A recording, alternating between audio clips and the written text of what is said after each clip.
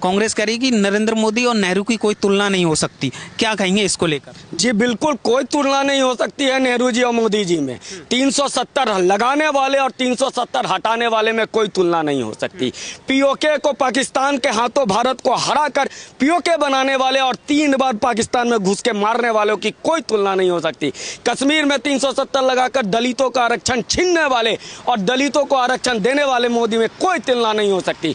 कोई तुलना नहीं हो सकती है कि एक गरीब का बच्चा जब छोटे शहर से निकल करके देश का प्रधानमंत्री बन जाता है और सिर्फ प्रधानमंत्री बन करके सिर्फ अपने हवाई जहाज पे नहीं घूमता है, महिलाओं को शौचालय देता है, गरीबों को राशन देता है, गरीबों को घर देता है, गरीबों को गैस सिलेंडर देता है। उसकी तुलना उनसे होनी चाहिए जिन्होंने अपने जीते जी अपनी बेटी को कांग्रेस का कार्यकारिणी में डाल दिया। कोई तुलना नहीं हो सकती है। सही कह रहे हो कांग्रेसियों, कोई तुलना नहीं हो सकती है, क्योंकि नरेंद्र मोदी ने एक एक ईंट जोड़ करके खड़ा किया और जिसका क्रेडिट तुम खाते हो। ये कांग्रेस पार्टी सुबह से कह रहे हो कि नेहरू की तुलना नहीं हो सकती है क्योंकि वो 16 साल जेल में रहे, सावरकर 27 साल जेल में रहे। क्या उनका सम्मान आपने किया? क्या क्यों नहीं सम्मान करते? अगर नेहरू का 16 साल कारावास है तो उसमें 27 साल सावरकर का भी है, जिसमें 12 वर्ष तो केवल काला पानी की सजा है। हिंदुस्तान को समझना पड़ेगा क्या तस्वीर थी। ये कहते हैं कि नाम बदलता है मोदी, सबका नाम बदलता है। रुड़की इंजीनियरिंग कॉलेज 1847 का बना हुआ था, उसका नाम पेंट करके IIT लिख दिया गया, रुड़की इंजीनियरिंग कॉलेज का। और ये कहता है और नाम ठिप्पा लगा दिया कि मेड बाय जवाहरलाल नेहरू। इस तरह के, और तब कहते हो कि क्रेडिट खाता है, नाम बदलता है।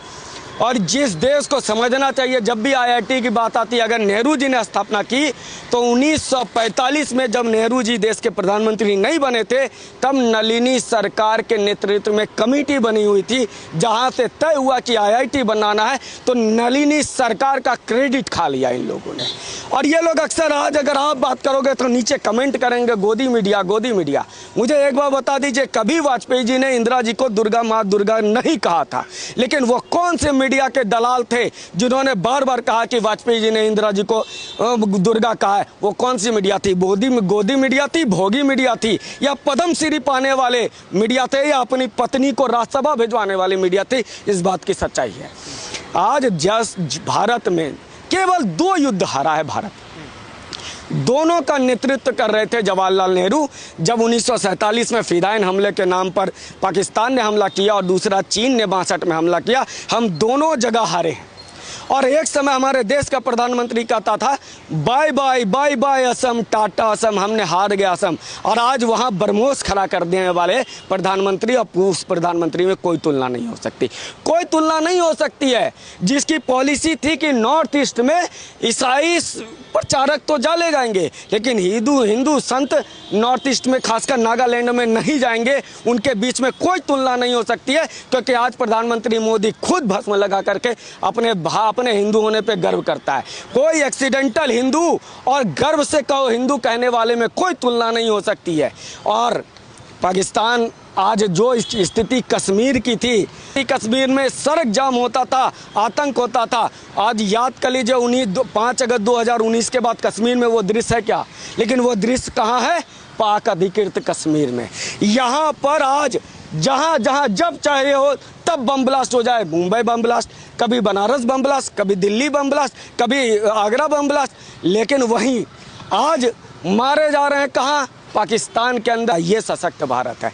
वो सच में कह रहे हैं नेहरू जी में और मोदी जी में तुलना नहीं हो सकती है, क्योंकि नेहरू जी ने कहा था कि अरे ये तो बॉर्डर हमारा बंजर जमीन है, और वहाँ पर जोजिला टनल बना करके तुरंत भारतीय सेना को पहुंचाने वाले में मोदी में कोई तुलना नहीं हो सकती। जो पीओके को अपना बंजर जमीन बताते हो, जो बॉर्डर को सुरक्षित इसलिए नहीं करते हो कि इसको असुरक्षित रहेगा तो हमारी जमीन बची रहेगी, वहीं पे बॉर्डर पर 12 परमाणु हथियार लैस करने वाले प्रधानमंत्री में कोई तुलना नहीं हो सकती। जिन्होंने अपने बेटी को अब कांग्रेस वर्किंग कमेटी का मेंबर बनवा दिया, और वो मोदी जो आज इनका परिवार का कोई सदस्य नहीं है। आज 25 साल होने को है मोदी जी को मुख्यमंत्री रहते और प्रधानमंत्री रहते सर्वोच्च पद पे, लेकिन प्रधानमंत्री मोदी का एक परिवार का सदस्य बता दो जिसने कभी प्रधानमंत्री के नाम पे एक रेलवे का भी टिकट लिया हो। लेकिन यहाँ तो पिता ने बन गया और छोड़ दिए।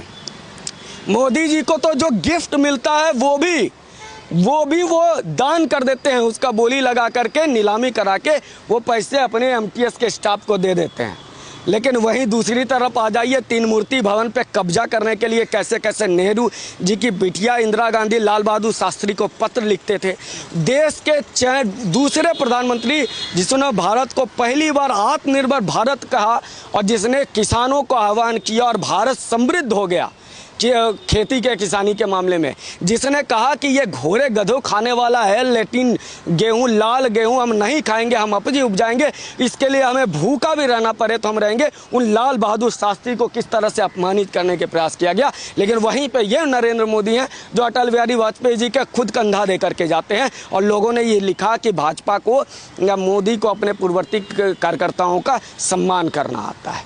क्या बात करेंगे परिवार से बाहर, जिन्होंने सोचा नहीं और जिन्होंने देश को पूरा परिवार माना है, उसमें कोई अंतर नहीं हो सकता है। नेहरू जी की पूरी सियासत क्या है कि अपने बच्चों को सेट करके गए, लेकिन मोदी जी की एक सियासत का एक याद किया जाएगा क्योंकि उन्होंने पूरे देश को परिवार कहा। जहाँ छत नहीं वहाँ छत, जहाँ राशन नहीं वहाँ राशन, जहाँ बिजली नहीं वहाँ बिजली, जहाँ सड़क नहीं वहाँ सड़क। अरे हम तो पगडंडियों पे जहाँ चलते थे वहाँ हाईवे है, जहाँ रेलवे स्टेशन नहीं था वहाँ पे एक हब बन गया। किस चीज़ की तुलना करेंगे? ये कहेंगे अभी डॉलर की कीमत, डॉलर की कीमत, डॉलर की कीमत। नेहरू जी जब प्रधानमंत्री बने 1 रुपया बराबर 1 डॉलर था, और जब नेहरू जी उतरे हैं तो 1 डॉलर बराबर 5 रुपया हो गया, 5 गुना हो गया। बहुत अच्छे अर्थशास्त्री थे क्या? बहुत अच्छे नेता थे क्या? ये चीज़ समझना पड़ेगा। ये कहेंगे पेपर लीक हो जाता है, मंत्रियों का इस्तीफा नहीं देता है, अभी कमेंट आएगा। मैं इनसे पूछना चाहता हूँ कि जब जीप घोटाला हुआ तो क्या कहा था नेहरू जी ने? इनके गृह मंत्री सामने आके बोला कोई जांच नहीं होगा, आपको लगता हमने घोटाला किया तो चुनाव में मुद्दा बना दो। इसलिए क्योंकि उस समय कोई दूसरा नेता 1952 में था नहीं, सरदार पटेल की मृत्यु हो चुकी थी। इस बात को समझिए। और इस देश को आज ये भाजपा की रणनीति तो है, ये बात तो सही है कि इनको नेतागिरी तो करना आता है, राजनीति तो करना आता है। ये देश को पता ही नहीं था कि नेहरू जी पहली बार प्रधानमंत्री बने कब, और बिना चुनाव लड़े। और नरेंद्र मोदी पहले भारत के ऐसे प्रधानमंत्री हैं जिनके नाम पे चुनाव लड़ा गया और पूर्ण बहुमत की सरकार बनी। ना इंदिरा जी जब पहली बार प्रधानमंत्री बनी थी तो पूर्ण बहुमत की सरकार उनके नाम पे चुनाव लड़के आई थी। ना मनमोहन सिंह, ना वाजपेयी जी, ना नेहरू जी, तो खैर स्पष्ट हो ही गया। इस बात को समझिए। नेहरू जी कब प्रधानमंत्री बने? 2 सितंबर 1946। 2 सितंबर 1946 को भारत का संविधान तो था नहीं, किसकी शपथ लिए थे? तो इस देश को सोचो, अंग्रेज़ों को चूँकि म्यूटनी हो गया था, सुभाष चंद्र बोस के सिपाहियों का दबाव था, तो इसलिए अंग्रेज़ों ने बिठा करके गए। और इसके बाद आज भारत में ये कहते हैं विदेशी दबाव। भारत का आज सारे सेक्टर पे भारत का कब्जा, यहाँ तक कि हमारे उद्योगपतियों ने विदेश में जाके निवेश किया। लेकिन जब तक नेहरू जी रहे, इसी इंडिया गेट के पास जॉर्ज पंचम का पुतला लगा रहा। कौन था जॉर्ज पंचम? वो जॉर्ज पंचम की मूर्ति लगी हुई थी इसी इंडिया गेट के पास। उस मूर्ति प्रतिमा को हटा करके भारत के सच्चे नायक सुभाष चंद्र बोस को जिसने प्रतिमा लगाई, उन नरेंद्र मोदी जी की तुलना नेहरू जी से नहीं हो सकती है। इन्होंने कहा क्षेत्रीय भाषाओं को प्रभावित होना चाहिए, राजभाषा को लेकर के, हिंदी को और क्षेत्रीय भाषाओं को लेकर के जितना मोदी जी ने काम किया, लेकिन किस तरह से लटकाया गया। भारत के लोकतंत्र में जितनी कुरीतियां हैं, चाहे वो भ्रष्टाचार हो, परिवारवाद हो, क्षेत्रवाद हो या आतंकवाद हो, ये सब चारों के चारों कुरीतियों का जन्म नेहरू जी के समय में हो गया था। आज 12 साल हो गया, मोदी जी पे भ्रष्टाचार का आरोप नहीं सिद्ध कर पाए और ना लगा पाए। ये बात तो कर लेंगे लंबी लंबी, लेकिन इसका आरोप नहीं लगा पाए, कभी साबित नहीं कर पाए।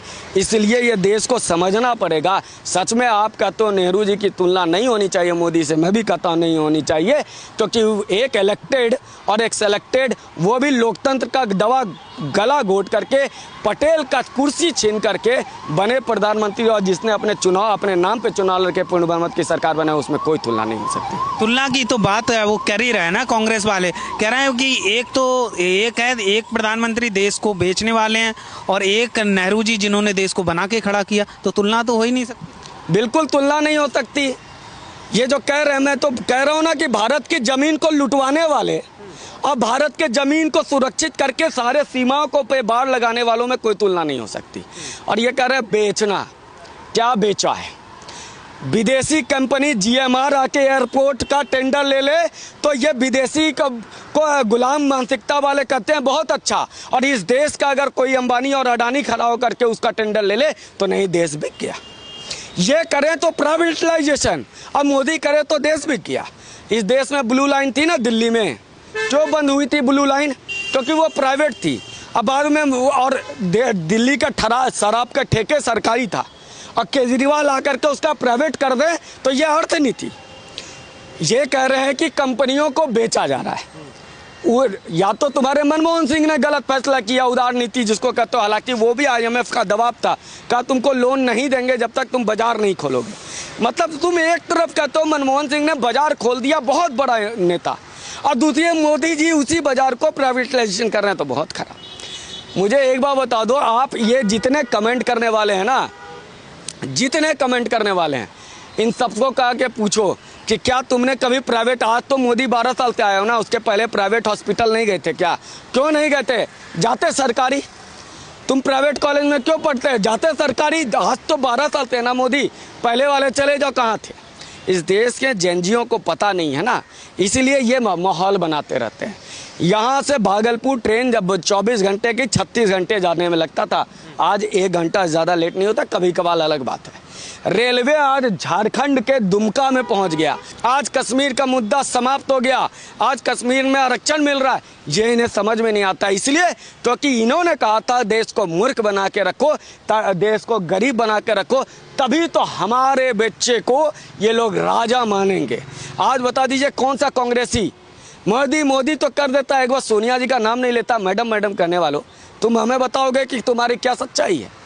गुलाम मानसिकता। भारत में आज़ादी के बाद साला सेना अध्यक्ष, भारत का राष्ट्रपति माउंटबेटन, गवर्नर जनरल वो रहेगा, सेना अध्यक्ष हमें ब्रिटिश रहेगा, एयरफोर्स नेवल सब रहेगा। और कहते हो नेहरू जी ने बहुत स्थिति भारत को सुदृढ़ कर दिया, भारत की सेना दूसरे के हवाले और सुदृढ़ कर दिया। IITs का नाम उन्हें मैंने 1870 सर्च है आजकल, 1847 में बना हुआ रुड़की इंजीनियरिंग कॉलेज का नाम बदल दिया, IIT रख दी। और ठीक है कुछ चीज़ें किया, तो ये मुझे बताइए नलिनी सरकार का क्यों आप क्रेडिट छून करके नेहरू जी को दे रहे हो? इसरो में क्या भाभा जी ने कब कहा इसरो बनाने के लिए, कब तुमने बनाया? आप इस देश को समझना पड़ेगा कि इस क्रेडिट खाने वालों ने सावरकर को छोटा कर दिया। इस देश में अगर सरदार पटेल नहीं होते तो भारत का ये नक्शा नहीं होता। लेकिन 2 ही जगह नेहरू जी ने अपना टांगे लड़ाई, या उन्होंने कहा कि मैं देखूंगा, एक कश्मीर जो PAको बन गया और एक गोवा जो दशक बाद आज़ाद हुआ। बाकी सब जगह को सरदार पटेल ने संभाल लिया था। तो इसलिए इस बात की तो आलोचना नेहरू जी की हो